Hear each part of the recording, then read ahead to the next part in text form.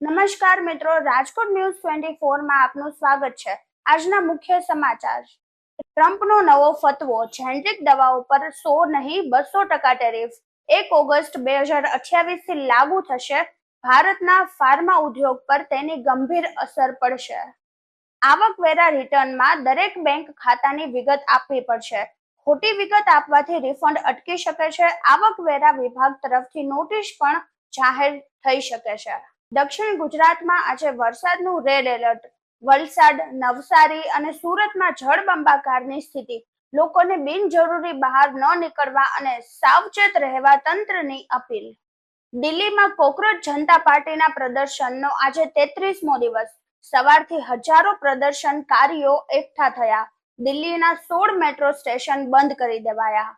લાંબા અંતરની અને પ્રીમિયમ ટ્રેનોમાં ઝડપ વધારવા 300 જેટલા સ્ટોપેજ નાબૂદ કરાશે। નવી વ્યવસ્થા ઓક્ટોબર મહિનાથી લાગુ થશે। મુસાફરીનો સમય બચશે।